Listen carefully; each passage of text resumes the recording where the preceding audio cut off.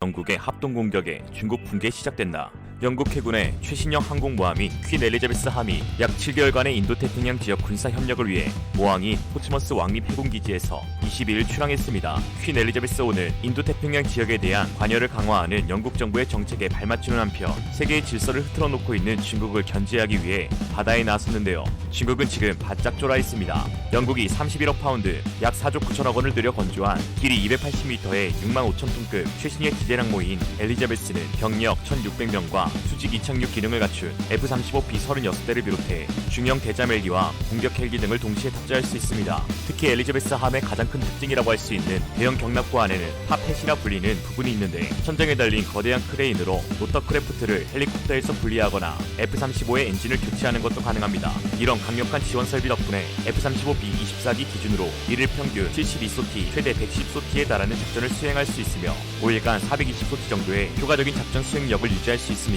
중국의 항공모함이 기술력 부족으로 인한 선체 불안정으로 실제 제원과 달리 탐재기인 젠15를 겨우 5대 미만으로 탑재할 수밖에 없고 그마저도 기체의 고질적인 엔진 문제에 작전 수행이 불가한 것과 비교하며 퀸 엘리자베스는 현존하는 모든 중국 항공모함을 압도하는 위력을 갖췄다고 볼 수 있죠.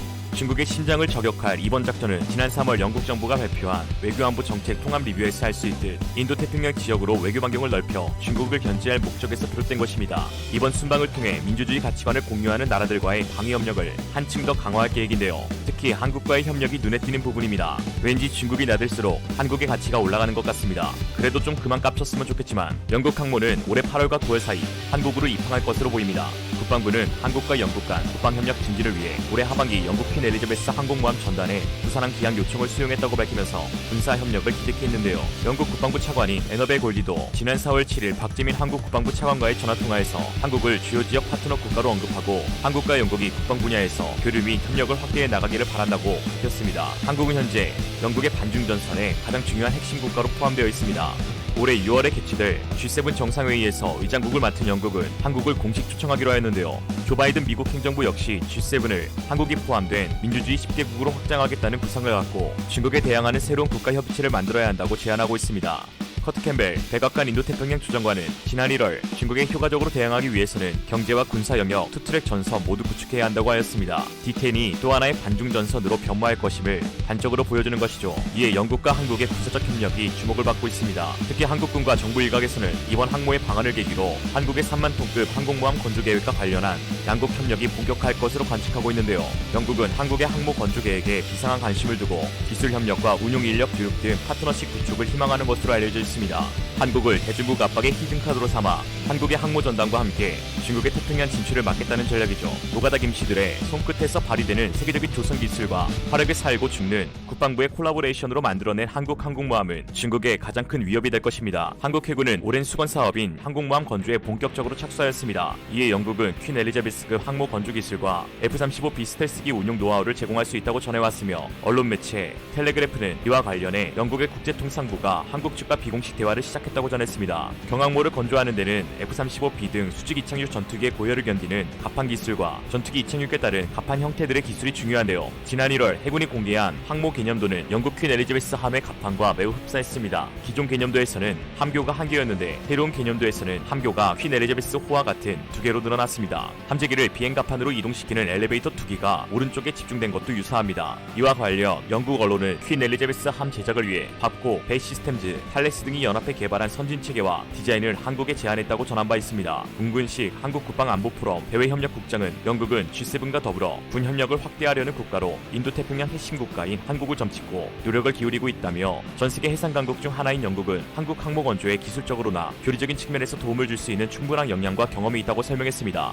이것 참 중국에게 고맙다고 해야 하나. 2차 대전 이후 유럽으로 돌아갔던 영국의 군함이 다시 아시아로 향하고 있는 건 올 3월 발표한 영국 안보 검토 보고서에 잘 드러나 있습니다. 이 보고서에서 이어서 영국 정부는 민주주의 가치와 보편적 인권, 법치, 언론과 신앙의 자유, 평등에 대한 약속을 언급했습니다. 모두 중국과 반대되는 개념으로 영국이 중국을 적성국으로 삼을 수밖에 없는 이유이죠. 즉, 까보 중 까고 보니 중국이다. 중국이 이처럼 세계 공공의 적이 된 것은 혐오와 편견의 문제가 아닌 상식과 보편적 가치에서 비롯된 이유 있는 분노인 셈입니다. 영국이 중국의 치를 떨게 된 것은 지난해 중국이 홍콩 보안법을 시행한 이후부터인데요. 영국은 1997년 홍콩 반환 때 중국이 했던 일국양제의 약속이 이 법으로 인해 깨졌다며 분노하고 있습니다. 영국은 지미라이 같은 비판적 언론인과 홍콩의 민주운동가들이 대거 체포되는 등 홍콩의 영국식 민주주의가 붕괴하는데 두고만 볼 수 없다는 입장입니다. 영국은 이때부터 중국의 인권 침해와 반민주 행위, 국제관례의 파괴에 대한 비판의 강도를 높이기 시작했는데요. 현재 세계 모든 국가 중 중국에 대한 가장 강한 비판을 가하는 나라는 영국일 것입니다. 중국 우한에서 처음 발견된 코로나19 발원지 조사를 미국보다 강하게 요구한 나라도 영국이죠. 거기에 영국 국영방송 BBC에서는 중국 신장 지역의 강제 재교육 시설에서 위구르족 여성에 대한 중국인 남성들의 집단 강간 등 인권 침해 행위가 강범위하게 벌어지고 있다고 폭로하면서 중국을 벼랑 끝으로 몰아갔습니다.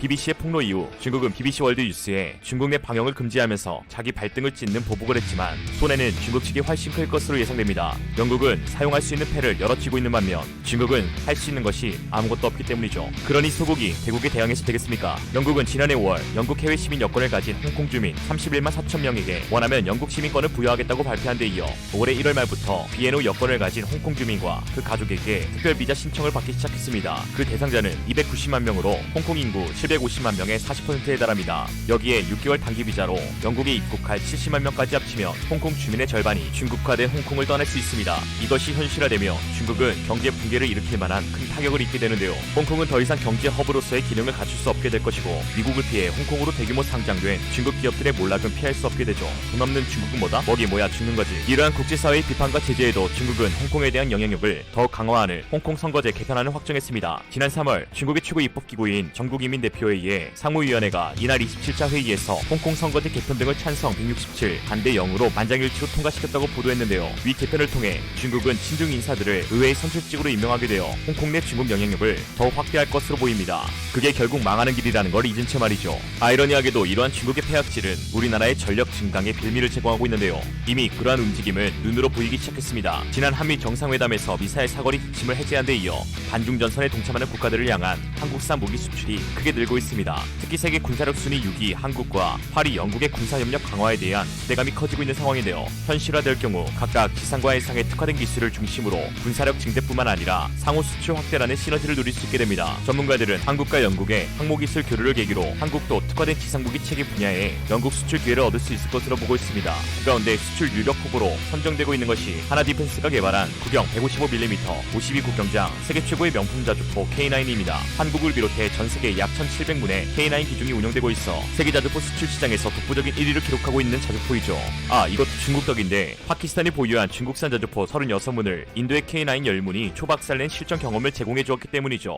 꼬셔라. 중국과 무역 갈등을 빚고 있는 호주는 인근 해역에서 커지고 있는 중국 함정의 위협에 해안 방어 구축을 위한 K9 자주포를 도입하였고 인도 역시 중국과의 라다크 지역에서의 국경 문쟁이 거세짐에 따라 K9 자주포 100문을 들여왔으며 추가로 156문의 도입을 고려하고 있는 것으로 알려져 있습니다. 이로써 인도와 호주 등 중국에 맞서는 국가들이 K9을 배치함에 따라 영국도 K9에 크게 관심을 갖게 되는 상황인데요. 영국은 내년 자주포 100여 문을 도입하는 기동화력 체계 사업을 시작할 예정입니다. 최길 성지대 군사학과 교수는 신형 자주포 도입을 추진하는 영국 육군 MFP 자주포 도입 사업에 K9 자주포가 유력 후보가 될 수 있다고 기대감을 드러냈습니다. 하나디펜스 역시 현재 자동화 포탑이 탑재된 K9A2의 성능 시험이 이뤄지고 있는데 자기 영국 자주포 사업에서 최신 모델인 K9A2의 경쟁력을 입증할 수 있을 것이라고 말했습니다. 최근 국제사회에서는 중국의 독단적 행동을 그냥 둘 수 없다는 공감대가 형성되고 있습니다. 중국은 국제법을 무시하고 자국의 이익을 추구하면서 이를 비판하는 국가에는 이빨을 드러내며 보복을 예고하고 있습니다. 중국이 국제왕따가 된 근본적인 이유는 자신에게 있는 것이죠. 진영 논리가 아닌 자유와 인권, 언론과 종교의 자유 같은 인류 보편적 가치에서 벗어나기 때문입니다. 중국이 홍콩인의 민주적 요구를 짓밟고 위구르 쪽의 생존을 위협하며 아시아 약소국들을 힘으로 짓누르면서 국제사회에서 정당한 대접을 요구할 수는 없습니다. 중국이 패권국이 되는 것은 더더욱 있어서는 안 될 일이죠. 2021년 이후에 국제질서는 중화민족의 위대한 부흥을 이루겠다며 눈에 불을 켠 중국과 중국의 횡포를 저지하기 위해 인도태평양으로 재집결하는 자유민주 진영 간의 힘겨루기로 재편될 전망입니다. 그리고 그 대결에서 중국에게 군사 경제적 타격을 줄 핵심 국가는 단연 한국입니다. 중국도 이를 너무나 잘 알고 있고 이에 한국을 속국 삼으려는 여러 계략들을 시행하고 있습니다. 그러나 한국은 절대 쉽게 무너지지 않습니다. 오늘날의 한국을 만든 국민들이 지키고 있기 때문이죠. 현재 의회에서 논의되고 있는 중국인들에게 한국 국적을 주는 국자법 개정안의 반대 청원은 27만 명을 넘겼습니다. 한국의 자유민주주의와 국민들의 꿈과 희망, 우리나라의 정체성을 지켜내기 위해서 부디 청원에 동참해 주시길 간곡히 부탁드립니다. 중국을 곤두박질치게 만드는 가장 강력한 칼은 바로 우리 국민들입니다. 이상으로 리얼리즘이었습니다. 영국의 합동 공격에 중국 붕괴 시작된다. 영국 해군의 최신형 항공모함이